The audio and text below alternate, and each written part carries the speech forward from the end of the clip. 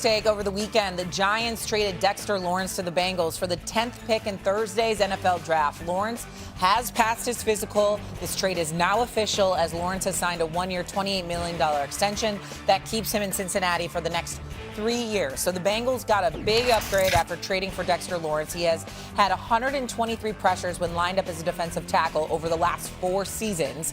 Chris Jones is the only player with more over that span. And so now when you look at the trade, Giants get rid of Dexter Lawrence and the Bengals now get Dexter Lawrence. Let's hear from Dexter Lawrence. Here he is.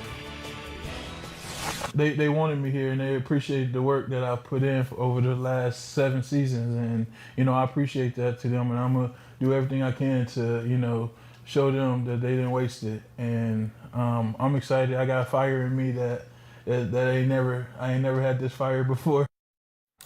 Hey, he's never had that fire before. Who made up better in the trade? I really believe it's win-win. I really do. And I know this is first take and pick a side. But my perspective on it is Cincinnati finally all in. And all the pressure now falls on Joe Burrow. Cincinnati has been, okay, we'll pay the receivers in. This is all in. This is the most money they have spent as an organization since 21, the year they went to the Super Bowl. They've drafted 1 Pro Bowl defensive player in the last 15 years, Jesse Bates. And so they finally have said, nope, we got to go all in. Now it all falls on Joe because Joe's got to stay healthy and he's got to play his best, okay? This was the necessary move for them to try to capitalize on kind of like this 2-year window. For the Giants, they know they're not true contenders right now. They know they're not. Hopefully in a year for them. And so as Harbaugh comes in, the professional, I know what it looks like and sounds like to be a champion. We're not there yet. Let's trade this player who's a very good player, but he's not going to help us right now to go achieve that goal. And Harbaugh's never had this much like early capital. Usually the Baltimore Ravens, they win. They have the 24th to 28th pick. So now you've got this veteran head coach who's highly successful. It gets put his fingerprints on 2 picks. And so I really believe, we'll see what the picks become. But I truly, in my heart, think this makes sense for both sides. Well, I'm so touched. Your heart. I mean, it touches your heart. That's very, very touching. Congratulations to you on that. I will say this to you, Dan Orlovsky. Dexter Lawrence is a stud. I'm happy for him. He got the 1-year, $28 million extension. Probably going to negotiate a long-term deal, supposedly. I'm happy for him in terms of his dollars. My condolences to him, however, to be going to the Cincinnati Bengals, whose offense is prolific, but their defense is trash. We all know this, and he obviously helps improve that. Here's the deal that's interesting, Dan. I got a stat to throw at you. Did you know this? The Cincinnati Bengals have made 62 defensive draft picks since 2011. Did you know that? I do now. And not one of them has developed into a Pro Bowler. You talk about something in the water. Jesse with Bates. something potential. Jesse Bates. Jesse Bates, right? Jesse Bates. Are you sure about that? Are you sure about that? Okay, maybe him. That's about it. I'm going like this. Damn, is there something in the water? I mean, there is such a thing as going to a team and all of a sudden dissipating before your very eyes in terms of their quality. We never know with the Cincinnati Bengals. I'm not talking about Dexter Lawrence. I'm saying this is the kind of effect that damn franchise can have on people. I hope I'm wrong because I'm a huge Jamar Chase fan. I'm a huge Joe Burrow fan. I'm a huge T. Higgins fan. I believe in them offensively. Defensively, I've got some questions. I agree with you.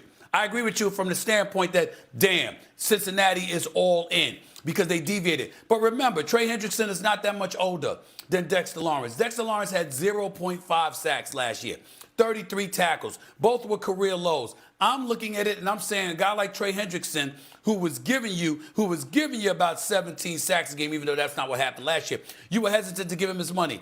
I'm looking at them and I'm saying, okay, it's the right move. I don't disagree with you.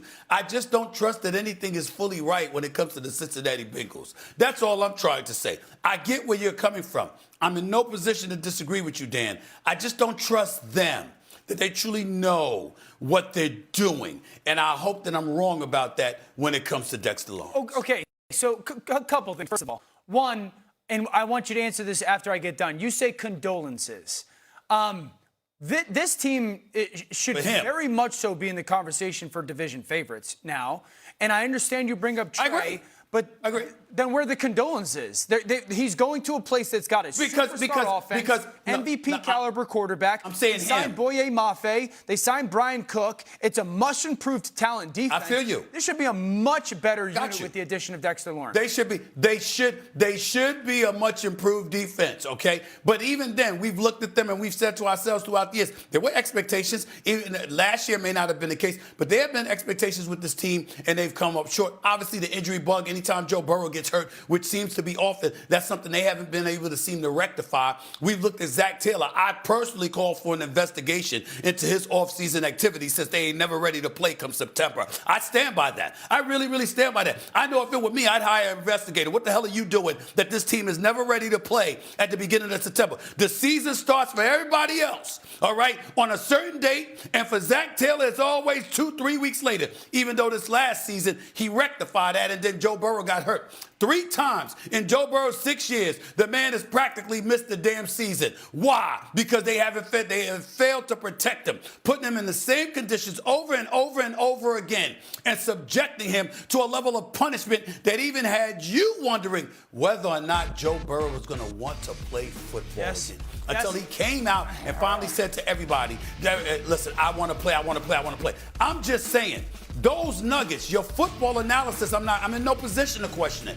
I'm simply making the case that somehow with the Cincinnati Bengals, something goes wrong. There was 2 years when they went to back-to-back AFC Championship games and a Super Bowl appearance. That was the highlight. Other than that, we've been talking about the days of Kenny Anderson with Sam Weish and all of that stuff. We've been talking about them for decades because that's how inept they have been. That's who we're talking about when we're saying the Cincinnati Bengals. That is where my condolences for Dexter Lawrence comes into play. It may be unfounded based on the changes they've made this offseason. But what I'm saying to you is they give me cause to pause. Anytime they want to do something, I'm wondering whether it was the right move because it's the Cincinnati Bengals. That's what I'm saying. Well, is that clear? A lot of times when things have gone wrong, it's been injuries, and it's been injuries particularly to your quarterback. But I will say this about Dexter. Shay, what did I just say, Shay? I just said the position that Joe Burrow has been put in to get injured. It's been a little That's what I said. Dan lamented that. All of them lamented that. When he's healthy, though, they do tend to win games. They do tend to do things the right way. But hold on. Because he's a stud. The problem here with this is, one, now that you say, and I know they've made multiple offseason acquisitions, this is obviously the headliner. They did get rid of Trey Hendrickson, which is a problem. But Dexter Lawrence did not have a good year last year, and the year before that, he was banged up. No, he didn't. Are we certain we're going to get the version of Dexter Lawrence we saw 3 years ago to give Cincinnati that boost? We're not. I mean, but we're not, which means it's plausible that the Giants might have hoodwinked the Bengals. Hoodwinked? I think Dexter Lawrence is going into his 7th or 8th year. He's not in his 7th, 8th year. He's been there 7 years. Go ahead. This guy is a very much so impactful interior defensive line. He would never have the sack totals that Trey Hendrickson would because the different style of position. Yeah, I mean, anytime you're making a acquisition of a player, there's always the concern or not question mark, am I going to get the same one? But I think Cincinnati, and we got to give them credit, Stephen A. Like, yes, we are hard on them, rightfully so, when they don't step up. They've stepped up. Credit. They sat there and said, Dexter Lawrence is better than the player that we are anticipating drafting at the defensive position. And you kept the same coach. And you kept the same coach. So guess what? We might be looking at all that. Hold on. Oh, stop it. An investigation needs to be done. I'm just telling you about what this man does in all season. They're never ready. Let me tell you. You know what? He might be a great offensive coordinator disguised as a head coach. He might be that. You understand? He may not be the leader of men that you need him to be. We don't know that, Dan. All I'm trying to say to you is this. It looks nice in the offseason. Very nice. But when September rolls around, call me. Because I swear to you, if they're struggling in September, I'm going to be looking. You ain't going to have to tweet. You ain't going to be. There's no place on earth. There's no place on earth that you are going to be able to hide if Cincinnati struggles in the month of September. I got no desire to hide from you. I never have and I never will. I'll drive to whatever city in Connecticut just to come to your house and say, see, didn't I tell you about that damn Zach Taylor? Didn't I tell you about him? That's all I'm trying to say. It remains to be seen. If they're healthy, we got to see them play. We got to see them in September 1st. If they're healthy, if they stay healthy for the most part, they play bad and are the second best team in the division. I will say this about Zach Taylor. He actually might give the Bengals an edge considering it's the only team in the AFC North that has consistency with their head coach. Right. So maybe this year Zach Taylor actually has an edge the first couple of games of the season, Stephen A.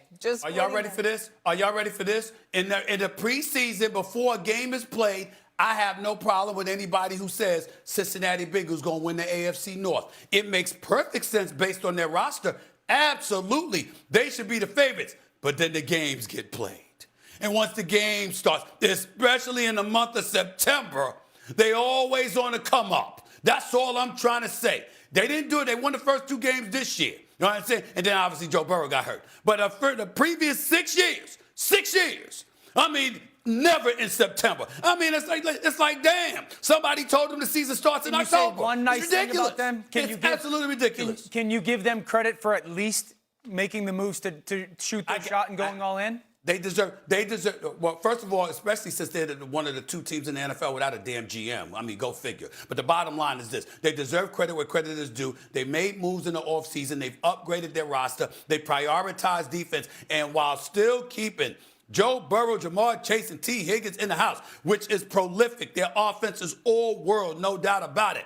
I just want us to stop talking about their head coach like he a head coach when, in fact, he ain't been nothing but an offensive coordinator the last 2 or 3 years. They haven't had a defense. A matter of fact, you got to take the D out of the defense. You know what I'm saying? They've been so bad defensively, you should take the E out of the Bengals. You understand what I'm saying? Pick another letter to add in there. Take out the E. You know, this is ridiculous, man. They don't do anything defensively. It's just the truth. I know there's no D in Bengals. But the point is, they haven't done anything right defensively, okay? That's what I'm trying to say. And that's just where I'm at with it. It's just the truth. Just said it's just the the D out of truth. Bengals. The good news is there's only one way to go, and that's up. What an opportunity for Dexter Lawrence. All right, coming up here on First Take, it's